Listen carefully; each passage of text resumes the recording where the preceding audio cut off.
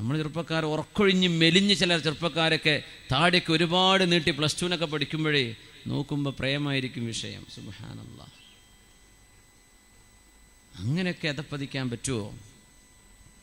ഹബീബായ നബി സല്ലല്ലാഹു അലൈഹി വസല്ലം തങ്ങൾക്ക് ശേഷം ഖലീഫയായി വന്ന ഉമർ ഇബ്നുൽ ഖത്താബ് റളിയല്ലാഹു അൻഹുവിന്റെ പ്രിയപ്പെട്ട പേരക്കിടാവ് ഉമർ ഇബ്നു അബ്ദുൽ അസീസ് റളിയല്ലാഹു അൻഹു, ഏലംകുളം ബാപ്പ മുസ്ലിയാർ ഷെയ്ഖുനാ ഉസ്താദ് അവറുകൾ സദസ്സിലേക്ക് വരുന്നുണ്ട്. അല്ലാഹു അക്ബർ അല്ലാഹു അക്ബർ അല്ലാഹു അക്ബർ അല്ലാഹു അക്ബർ വലില്ലാഹിൽ ഹംദ്. ഇൻഷാ അല്ലാഹ് ഉസ്താദിൻ്റെ നേതൃത്വത്തിലുള്ള ദുആയും ദിക്റും ഇൻഷാ അല്ലാഹ് നമ്മുടെ സദസ്സിൻ്റെ അന്ത്യം ഒരു നല്ല സമയം. വബിൽ അസ്ഹാരിഹും യസ്തഗ്ഫിറൂൻ എന്നാ പറഞ്ഞു. كانوا قليلا من الليل ما يهجعون وبالأسحار هم يستغفرون. സ്വഹാബത്തിനെ കുറിച്ച് അല്ലാഹുവിൻ്റെ ഖുർആൻ രാത്രി കുറച്ചേ ഉറങ്ങുമായിരുന്നുള്ളൂ.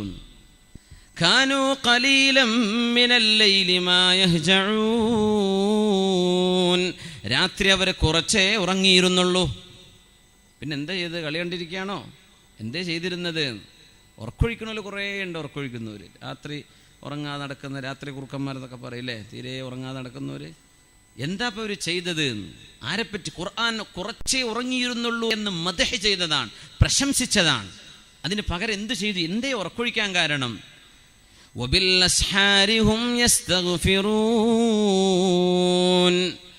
സുബ്ഹിയോടടുക്കുന്ന നേരത്തവർ അല്ലാഹുവിനോട് റബ്ബേ പുറത്തു തരയണമേ, ഞങ്ങൾക്ക് മാപ്പ് തരയണമേ, ഞങ്ങളോട് ക്ഷമിക്കണേ റബ്ബേ, ഞങ്ങളോട് കോപിക്കല്ല പടച്ചവനെ, ചെയ്തു പോയ പാപങ്ങളെല്ലാം ഖേദിച്ച് നിന്നോട് സങ്കടപ്പെട്ട് മടങ്ങുന്നു റബ്ബേ എന്ന് അല്ലാഹുവിനോട് പാപമോചനം ചോദിച്ചുകൊണ്ട് കുറച്ചു മാത്രം ഉറങ്ങിയിരുന്ന ആളുകൾ, സത്യവിശ്വാസികൾ, അവരല്ലാഹു പുകഴ്ത്തി പറയാൻ. മുഅ്മിനീങ്ങളുടെ വിഷയം ഒന്നുകൂടെ ഗൗരവമാണ്. ഉമർ ഇബ്നു അബ്ദുൽ അസീസ് റളിയല്ലാഹു അൻഹുവിന്റെ പ്രിയപ്പെട്ട മോൻ അന്നൊരു പെരുന്നാൾ ദിവസം കീറിപ്പറിഞ്ഞ വസ്ത്രമിട്ട് വരുന്നു. ഉമർ ഇബ്നു അബ്ദുൽ അസീസ് റളിയല്ലാഹു അൻഹു ഉമർ തങ്ങളുടെ പേരക്കിടാവാണ്. ഉമർ തങ്ങളുടെ മോൻ കല്യാണം കഴിച്ച അന്ന് പാലിൽ വെള്ളം ചേർക്ക് മോളെ എന്ന് ഉമ്മ പറഞ്ഞപ്പോൾ ഉമ്മ അത് ഉമർ എന്നവർ പാടില്ലെന്ന് പറഞ്ഞിട്ടില്ലേ? ആ സംഭവം പറയുമ്പോൾ നമുക്ക് സമദാനി സാഹിബിന് ഓർമ്മ വരും അല്ലേ? അദ്ദേഹത്തിൻ്റെ ഒരു പ്രഭാഷണത്തിൽ വാതിൽ വളരെ മനോഹരമായിട്ട് മാഷാ അല്ലാഹ്. അപ്പോൾ മോളെന്ത് പറഞ്ഞു? ഉമ്മ പറഞ്ഞു, ഉമർ എന്നവർ കാണുന്നില്ലല്ലോ മോളെ. ഉമ്മ, അള്ളാഹു കാണുന്നില്ലേ? ആ വീട് അടയാളം വെച്ച് പോയി. മക്കളെ വിളിച്ച് ചോദിച്ചു, മക്കളെ ലൗകാന ലി അബീകും ഹറക ഇലൻ നിസാ, പെണ്ണുങ്ങളെ കല്യാണം കഴിക്കേണ്ട ഒരാരോഗ്യമൊക്കെ വാപ്പാക്കുണ്ടെങ്കിൽ ഈ കുട്ടിനെ വാപ്പ കല്യാണം കഴിക്കും, മക്കൾക്കാർക്കെങ്കിലും വേണോ എന്ന് ചോദിച്ച് തൻ്റെ ഒരു മോൻ കല്യാണം കഴിച്ചു കൊടുത്തു മഹാനായ ഉമർ ഫാറൂഖ് റളിയല്ലാഹു അൻഹു. ഈ പെൺകുട്ടിയെ ഇങ്ങനെ അള്ളാനെ പേടിക്കുന്ന കുട്ടിയല്ലേ. ആ കുട്ടിക്ക് ഒരു മോള് ജനിച്ചു. ആ മോളിൽ ജനിച്ച മോനാണ് ഉമർ ഇബ്നു അബ്ദുൽ അസീസ് റളിയല്ലാഹു അൻഹു. ഒരുപാട് ചരിത്ര സംഭവങ്ങളുണ്ട്. അവരുടെ മോൻ പെരുന്നാളിൻ്റെ അന്ന് കീറിപ്പറഞ്ഞ വസ്ത്രമിട്ട് വന്നപ്പോൾ കരഞ്ഞു. വാപ്പ കരയാണ്. എന്തേ വാപ്പ കരയണത്? ഒന്നുമില്ല മോനെ, നാട്ടുകാരായ കുട്ടികളൊക്കെ നല്ല വസ്ത്രമിട്ട് അലങ്കാരത്തിൽ നല്ല സൗന്ദര്യത്തിൽ ഇറങ്ങുമ്പോൾ എൻ്റെ മോന് നല്ലൊരു വസ്ത്രം വാങ്ങിത്തരാൻ ഉപ്പയുടെ കയ്യിൽ പൈസ ഇല്ലാതെയായി പോയല്ലോ എന്ന് ഇസ്ലാമിൻ്റെ ഖലീഫയും ഭരണാധികാരിയുമായ ഉമർ ഇബ്നു അബ്ദുൽ അസീസ് റളിയല്ലാഹു അൻഹു വാപ്പയുടെ കണ്ണുനീര് തുടച്ചുകൊണ്ട് ആ മോന് പറഞ്ഞു, ഉപ്പാ ഇന്നമാ യഹ്സൻ മൻ അസാ റബ്ബാഹ് വഅഖ ഉമ്മഹു വഅബാഹ് ലസ്തു മിമ്മൻ യഫ്അലുഹു യാ അബതാ. വാപ്പാ, എന്തിനാ നിങ്ങൾ സങ്കടപ്പെടുന്നത്? സങ്കടപ്പെടേണ്ടവരാരാണ്? മൻ അസാ റബ്ബാഹ്, അല്ലാഹുവിൻ്റെ നിയമങ്ങൾ അംഗീകരിക്കാതെ ജീവിച്ചവനല്ലയോ ഉപ്പാ കരയേണ്ടത്? അവരല്ലേ സങ്കടപ്പെടേണ്ടത്? പ്രിയപ്പെട്ട ഉമ്മയെയും വാപ്പയെയും സങ്കടപ്പെടുത്തിയവരല്ലേ ഉപ്പാ കരയേണ്ടത്? ഉപ്പാ, ഞാനതൊന്നും ചെയ്തിട്ടില്ലല്ലോ, കരയണ്ട ഉപ്പാ എന്ന് വാപ്പയെ തിരുത്തിക്കൊടുത്ത മോൻ ഉമർ ഇബ്നു അബ്ദുൽ അസീസ് റളിയല്ലാഹു അൻഹുവിന്റെ അബ്ദുല്ലാഹി എന്ന് പറയുന്നൊരു പൊന്നുമോൻ. ഹജ്ജ് നടക്കുമ്പോഴാണ് ഈ ഉമർ ഇബ്നു അബ്ദുൽ അസീസ് എന്നവരുടെ വല്ലിപ്പയായ ഉമർ ഇബ്നുൽ ഖത്താബ് റളിയല്ലാഹു അൻഹു ഹജ്ജിന്റെ സമയത്ത് അമീറുൽ മുഅ്മിനീനാണ്. പ്രിയപ്പെട്ട മോൻ അബ്ദുല്ലാഹി റളിയല്ലാഹു അൻഹുവിനോട് ചോദിച്ചു, മോനെ ഇൻസഹനി, വാപ്പാക്കൊരു ഉപദേശം താ മോനെ. ഇങ്ങനെ വാപ്പാരെ മക്കളോട് ചോദിക്കോ? നമ്മുടെ കാലത്തൊക്കെ മോന് വാപ്പാക്കൊരു ഉപദേശം താ, നമ്മളങ്ങോട്ട് ഞാൻ പറഞ്ഞ കേട്ടാൽ മതി എന്നല്ലേ പറയല്ലേ.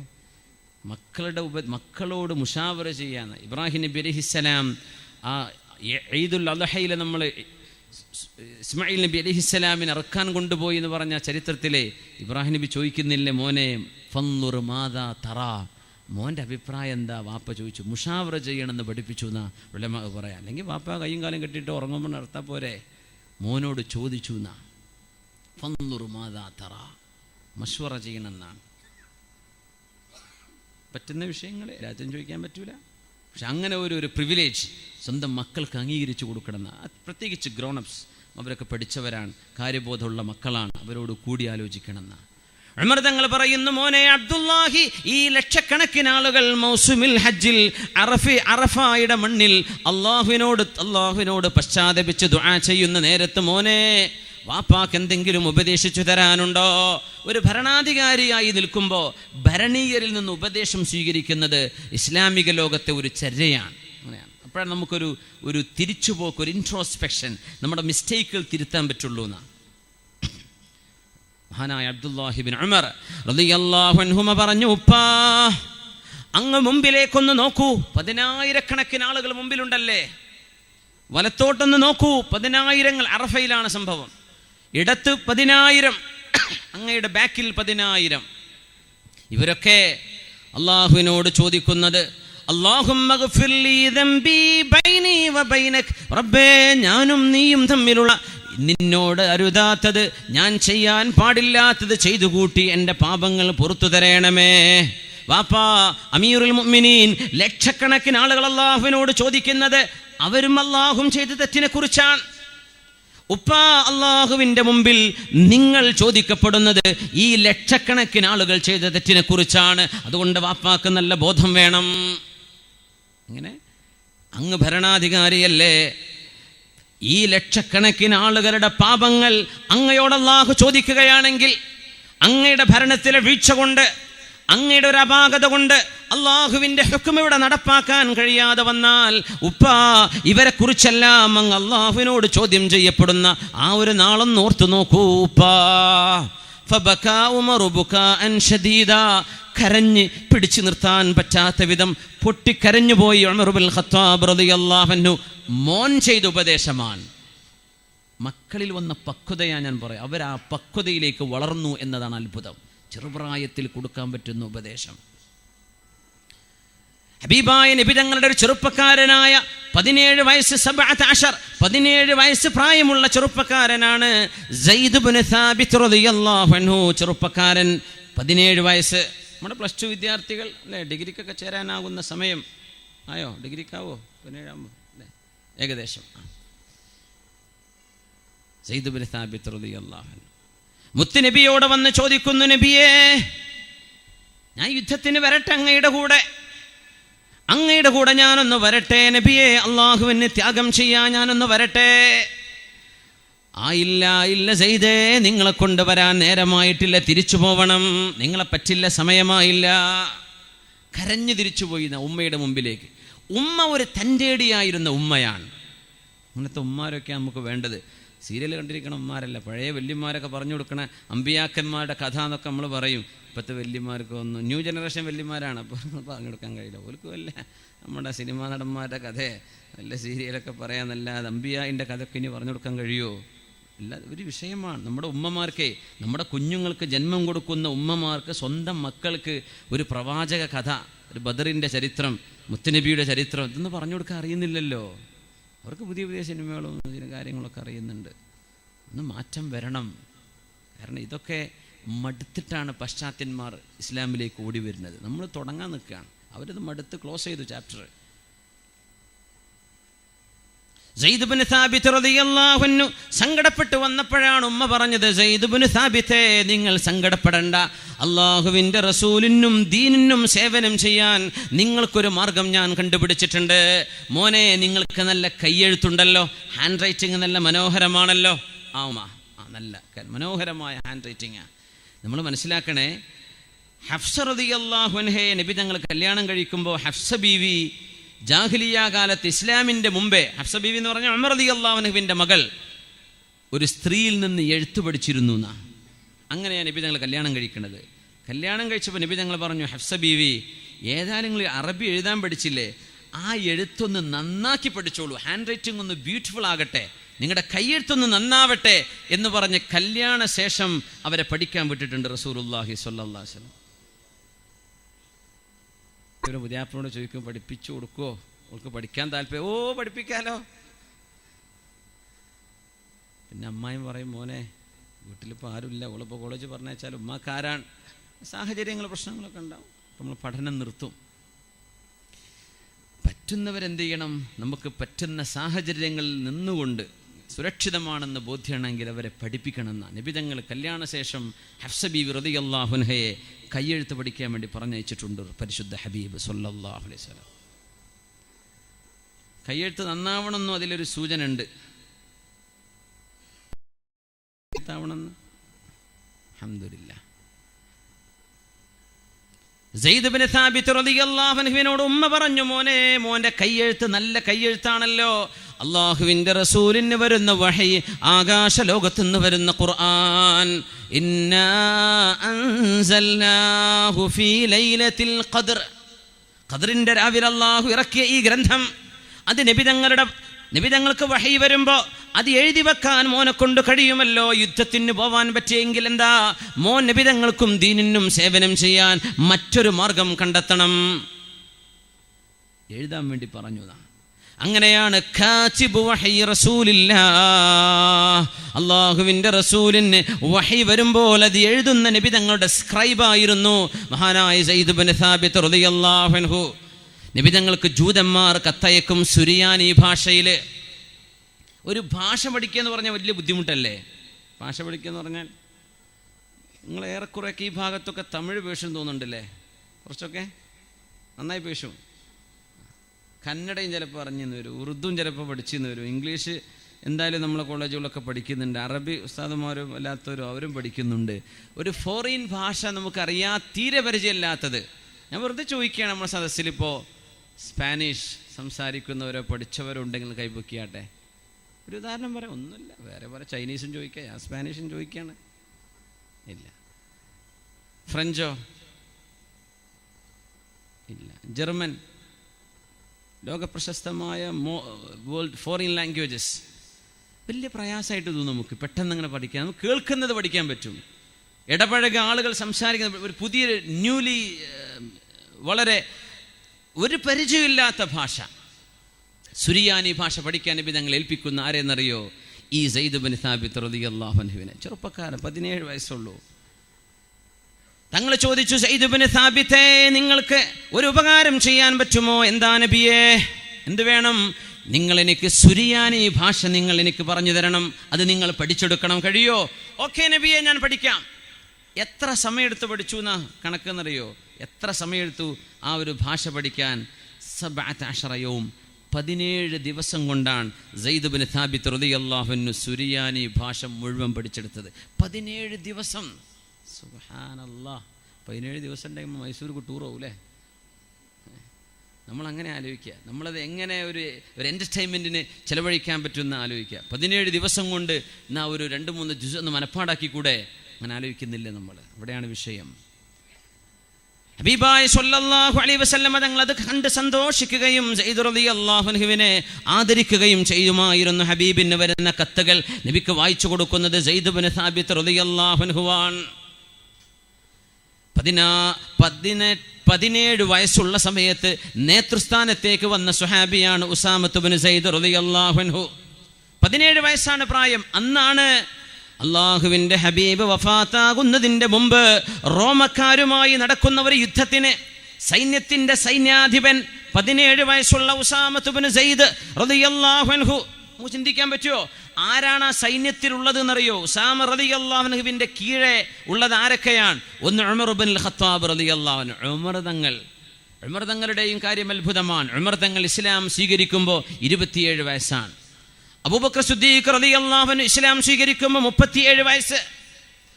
മഹാനായ ഇബ്നു മസ്ഊദ് റളിയല്ലാഹു അൻഹു, മഹാനായ ബിലാൽ ഇബ്നു റബാഹ് റളിയല്ലാഹു അൻഹു, മഹാനായ സാലിം മൗല അബി ഹുദൈഫ റളിയല്ലാഹു അൻഹു, ഇവരൊക്കെ ഇസ്ലാമിലേക്ക് വരുന്നത് 16ഉം 17ഉം വയസ്സുള്ളപ്പോഴാണ്. അപ്പോൾ നല്ല ഗ്രേറ്റ് പൊട്ടൻഷ്യൽ നമ്മുടെ ചെറുപ്പക്കാർക്കുണ്ട്, നല്ല കഴിവുണ്ട്. അതുകൊണ്ടാണ് തങ്ങൾ പറഞ്ഞത്, എൻ്റെ ചെറുപ്പക്കാരോട് ഊസീകും ബിശ്ശബാബി ഖൈറാ, എൻ്റെ ചെറുപ്പക്കാരോട് നന്നായി പെരുമാറണേ. ഫഇന്നഹും അറഖു അഫ്ഇദ, അവർ ഹൃദയം ലോലമായവരാണ്. ബുഇസ്തു ബിൽ ഹനീഫിയത്തി സംഹ ഫഹാലഫനി الشباب വഖാലഫനി الشيوخ, ഇസ്ലാമുമായി ഞാൻ വന്നപ്പോൾ എൻ്റെ കൂടെ നിന്നത് ചെറുപ്പക്കാരാണ്. പ്രായമുള്ളവർ എനിക്കെതിരായിരുന്നതുകൊണ്ട് ചെറുപ്പക്കാരോട് നല്ല നിലക്ക് പെരുമാറണേ എന്ന് ഉമ്മത്തിന് ഉപദേശിച്ച ബിയാണ് പരിശുദ്ധ ഹബീബ് മുഹമ്മദ് റസൂലുള്ളാഹ്. ഇഖ്ബാലിൻ്റെ രസകരമായൊരു കവിത ഉണ്ട്. കഭി ഐ നൗജവാൻ മുസ്ലിം, कभी ऐ नौजवान मुस्लिम तदब्बर भी किया तूने, वो क्या गर्दून था तू जिसका है एक टूटा हुआ तारा, तुझे उस कौम ने पाला है आगोशे मुहब्बत में, कुचल डाला था जिसने पाँव में ताजे सरेदारा, तमद्दुन आफरीन खल्लाक़ आईने जहानदारी, वो सहराए अरब यानी शुतरबानों का गहवारा, तुझे आबा से अपने कोई निस्बत हो नहीं सकती कि तू गुफ्तार वो किरदार तू साबित वो सയ്യാറ. കബി ഐ നൗജവാൻ മുസ്ലിം, ചെറുപ്പക്കാരാ നീ ആലോചിച്ച് നോക്കിയിട്ടുണ്ടോ, നീ ഏതൊരു ആകാശലോകത്തെ നക്ഷത്ര കഷ്ണമാണോ, ആ ആകാശലോകങ്ങൾ ആരായിരുന്നുവെന്ന് നിന്റെ മുൻ തലമുറ അവരെന്തൊക്കെ ചെയ്തു എന്നറിയോ? എന്തൊക്കെയാണ് അവരൊക്കെ ചെയ്തത്, നീ എന്ത് ചെയ്തു?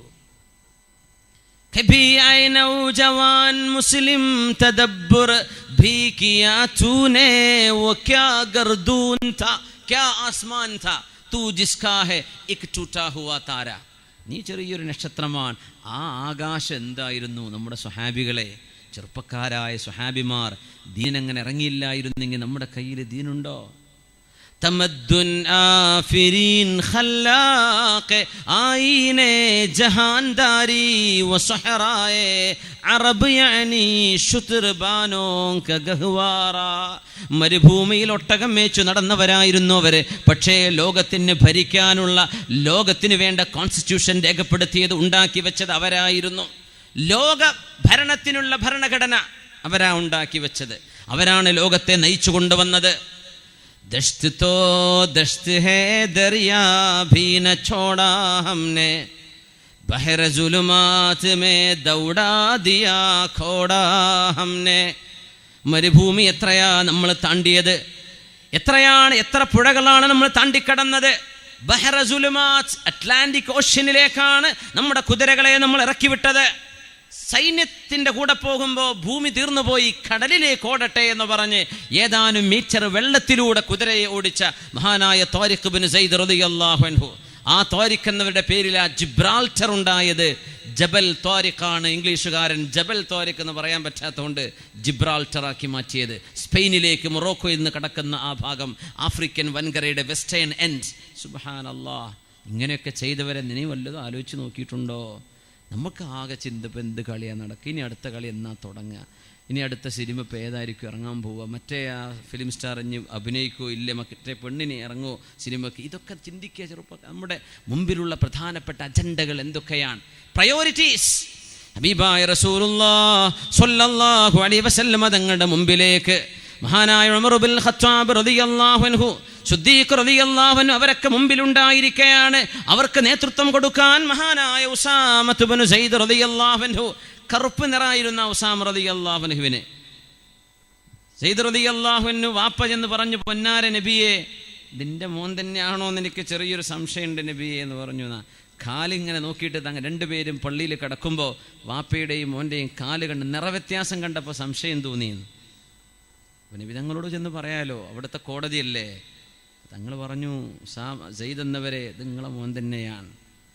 നിങ്ങൾ കണ്ടിട്ടില്ലേ, നല്ല കറുപ്പ് നിറമുള്ള കുതിരക്കൂട്ടത്തിൽ കയ്യും കാലൊക്കെ വെളുത്ത കുതിര വരുന്നില്ലേ? വെളുത്ത കുതിരയിൽ ഇടക്കൊക്കെ കറുത്ത കുട്ടിയും ജനിക്കണില്ലേ? ഒരു ഞരമ്പ് കെട്ട് വലിച്ചത്. തറവാട്ടിൽ ഏതെങ്കിലും കറുത്ത ഒരു വല്യാപ്പ കഴിഞ്ഞു പോയിട്ടുണ്ട്, അങ്ങനെ പറയും വേണ്ടാത്തേക്ക് തന്നെ പോവുള്ളൂ എന്ന് പറയും ചിലപ്പോൾ പെണ്ണുങ്ങളൊക്കെ അല്ലേ. വെളുത്ത വല്യാപ്പാരൊക്കെ പോയാൽ പോരായിരുന്നോ? അങ്ങനെ എന്ന് പറഞ്ഞാൽ അങ്ങനെ ഒരു കാണാൻ ഭംഗിയൊന്നും ഉണ്ടായത് കൊണ്ടല്ല. പക്ഷേ നേതൃപാടവം 17 വയസ്സിലെ ഉണ്ടായി മഹാനായ Usama ibn Zayd. Horse riding, അതുപോലെ തന്നെ ലീഡർഷിപ്പ് ക്വാളിറ്റി ആർക്കുണ്ട്? ഉസാമ ഇബ്നു സെയ്ദ് റളിയല്ലാഹു അൻഹു. ഉസാമ ഇബ്നു സെയ്ദ് റളിയല്ലാഹു അൻഹു 17 years old. നമ്മൾ സങ്കല്പിക്കണം, നമ്മുടെ ഏതെങ്കിലും ഒരു മതകീയ രാഷ്ട്രീയ സാംസ്കാരിക പ്രസ്ഥാനത്തിൻ്റെ നേതൃസ്ഥാനത്ത് ഒരു 17കാരൻ വരുന്നു. അവർക്ക് കീഴെ പ്രായമുള്ള ഒരുപാട് ആളുകൾ. സമൂഹം അംഗീകരിച്ചു കൊടുക്കാൻ പ്രയാസമായിരിക്കും. ഉമർ റളിയല്ലാഹു അൻഹുവാണ് സൈന്യത്തിലുള്ളത്. സൈന്യാധിപനാരാ? Usama ibn Syed. ആരോടാ യുദ്ധം ചെയ്യുന്നത്? തുർക്കികളോട്, റോമക്കാരോട്. ആ യുദ്ധം നബി തങ്ങൾ തുടങ്ങി വെച്ചു, പക്ഷേ പൂർത്തിയാക്കാൻ പറ്റിയില്ല. മഹാനായ സിദ്ദീഖ് റളിയല്ലാഹു അൻഹു ഉസാമ ഇബ്നു സെയ്ദ് റളിയല്ലാഹു അൻഹുവിന്റെ ആ സൈന്യം ജഹസ ജയ്ഷ ഉസാമ, അഷ്റഫുൽ ഖൽഖിന്റെ സ്വല്ലല്ലാഹു അലൈഹി വസല്ലം തങ്ങളുടെ വഫാത്തിന് ശേഷം മഹാനായ അബൂബക്കർ സിദ്ദീഖ് റളിയല്ലാഹു അൻഹു നബി തങ്ങൾ തുടങ്ങി വെച്ച ദൗത്യം ഞാൻ നിർവഹിക്കുകയാണ്. ആളുകൾ പറഞ്ഞു, സിദ്ദീഖ് എന്നവരെ, ഇസ്ലാമിനെതിരല്ലേ ആളുകൾ, ഇസ്ലാം എന്ന് കുറച്ച് ആളുകൾ പുറത്തുപോയില്ലേ, ഈ സമയത്ത് സൈന്യമയക്കേ? അല്ലാഹുവിനെ തന്നെയാണ് സത്യം, മദീനയുടെ പെണ്ണുങ്ങളുടെ കാലിലെ പാദസരങ്ങൾ നായകൾ വന്ന് കടിച്ചു തൂങ്ങിയാൽ തന്നെയും അല്ലാഹുവിൻ്റെ റസൂൽ നടപ്പാക്കിയ ഈ സൈന്യത്തെ ഞാൻ പറഞ്ഞേക്കുക തന്നെ ചെയ്യും. മഹാനായ സിദ്ദീഖ് റളിയല്ലാഹു അൻഹു. ഒട്ടകപ്പുറത്താര്? ഉസാമ റളിയല്ലാഹു. വയസ്സെത്രേ? 17. സിദ്ദീഖ് റളിയല്ലാഹു അൻഹു 60 കഴിഞ്ഞിരിക്കുകയാണ്. അവരാണ് അമീറുൽ മുഅ്മിനീൻ. സൈന്യത്തിന്റെ കൂടെയുണ്ട് ഉമർ റളിയല്ലാഹു അൻഹു. സിദ്ദീഖ് എന്നവർ വന്ന് ചോദിക്കുന്നു, യാ ഉസാമ, അല്ലയോ ഉസാമ, ഒരു കാര്യം ചോദിക്കാൻ വരട്ടെ.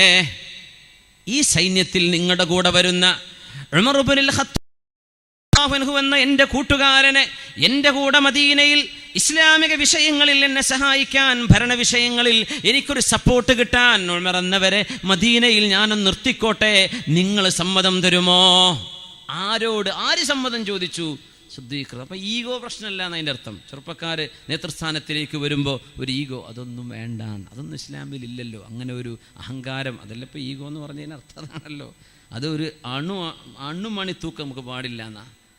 അത് ആ ഒരു നേതൃത്വം അംഗീകരിച്ചു സിദ്ദീഖ് തങ്ങൾ. എന്നിട്ട് നേതാവിനോട് ചോദിക്കുക, എന്ത്? നിങ്ങളുടെ കൂട്ടത്തിൽ വരുന്ന നിങ്ങളുടെ പട്ടാളക്കാരുണ്ടല്ലോ ഉമർ ഇബ്നുൽ ഖത്താബ് എന്നവരെ, അവരെ ഒന്ന് എക്സ്ക്യൂസ് ചെയ്യോ, എൻ്റെ കൂടെ മതി, നിർത്തിക്കോ, നിങ്ങൾ സമ്മതിക്കുകയാണെങ്കിൽ ഞാൻ നിർത്തിക്കോളാം. സിദ്ദീഖ് എന്നവരെ, നിങ്ങൾ എന്നോട് അങ്ങനെ ചോദിക്കണോ? നിങ്ങളാണ് അമീർ, അമീറിനോട് ചോദിക്കണം. ആയിക്കോട്ടെ എന്ന് പറഞ്ഞു. എന്നിട്ട് ആ സൈന്യം യാത്ര അയക്കുകയാണ്. മനോഹരമായ രംഗമാണ്. ഒട്ടകപ്പുറത്ത് ഉസാമ റളിയല്ലാഹു അൻഹു കാലിൽ ചെരുപ്പില്ലാതെ സിദ്ദീഖ് റളിയല്ലാഹു അൻഹു കൂടെ ആ സൈന്യം ഇങ്ങനെ പോകുമ്പോൾ മദീനയുടെ ആ ഒരു പടിവാതിലിലേക്ക് അവരെ യാത്ര അയക്കാൻ സിദ്ദീഖ് തങ്ങൾ കൂടെ നടക്കാൻ. ഉസാമ തങ്ങൾ പറഞ്ഞു, യാ അമീറൽ മുഅ്മിനീൻ. അത് വിളിക്കപ്പെടുന്ന സമയമായിരുന്നില്ല അത്, പക്ഷേ ഖലീഫത്ത് റസൂലില്ല, അല്ലാഹുവിൻ്റെ റസൂലിൻ്റെ ഖലീഫയെ. ഉമർ റളിയല്ലാഹുവിൻ്റെ കാലം മുതൽ അമീറുൽ മുഅ്മിനീൻ എന്ന് വിളിക്കപ്പെടുന്നത്. യാ ഖലീഫത്ത് റസൂലില്ല, അല്ലാഹുവിൻ്റെ റസൂലിൻ്റെ ഖലീഫയെ. ഖലീഫത്തുല്ലാഹി അല്ല, ഖലീഫത്തു റസൂലില്ല, അള്ളാഹിൻ്റെ റസൂലിൻ്റെ ഖലീഫയാണ് സിദ്ദീഖ് റളിയല്ലാഹു അൻഹു. അങ്ങനെയാണ് വിളിക്കപ്പെട്ടത്. ഒന്നുകിൽ ഞാൻ ഇറങ്ങും, അല്ലെങ്കിൽ നിങ്ങൾ ഒട്ടകപ്പുറത്ത് കയറും. രണ്ടാലൊന്ന്, ഞാൻ ഒട്ടകപ്പുറത്ത്, നിങ്ങൾ എൻ്റെ താഴെ നടന്നു വരെ സമ്മതിക്കൂല. ആര് പറഞ്ഞു? ഉസാമ ഇബ്നു സെയ്ദ് റളിയല്ലാഹു അൻഹു ചെറുപ്പക്കാരനാ, പക്ഷേ മുതിർന്നവരോട് ബഹുമാനം വേണം. അതും കൂടെ പഠിപ്പിക്കുകയാണ്. ചെറുപ്പക്കാരനായതുകൊണ്ട് ഒരു ഗഡ്സ് എടുത്തിട്ട് എന്തും പറയാ, മുതിർന്ന ആളുകളോട് അടിച്ചാക്ഷേപി, അത് വേണ്ട. അവർക്ക് കൊടുക്കേണ്ട റെസ്പെക്റ്റ് കൊടുക്കണം, അവരാദരിക്കണം, അവരുടെ അഭിപ്രായങ്ങൾ സ്വീകരിക്കണം. സിദ്ദീഖ് തങ്ങളോട് പറയാൻ, സിദ്ദീഖ് എന്നവരെ, നിങ്ങൾ നടക്കരുത്, ഒന്നുകിൽ വാഹനപ്പുറത്ത് കയറി ഞാൻ ഇറങ്ങിത്തരാം, നിങ്ങൾ കയറണം, അല്ലെങ്കിൽ ഞാൻ ഇറങ്ങുകയാ, 2 പേർക്കും നടക്കാം. ഒട്ടകത്തിൻ്റെ പിടിച്ചുകൊണ്ട് കരഞ്ഞുകൊണ്ട് സിദ്ദീഖ് റളിയല്ലാഹു അൻഹു പറഞ്ഞു, ഉസാമ, അല്ലാഹുവിൻ്റെ റസൂൽ ഏൽപ്പിച്ച ദൗത്യം അങ്ങ് നിർവഹിക്കാൻ പോകുന്നു.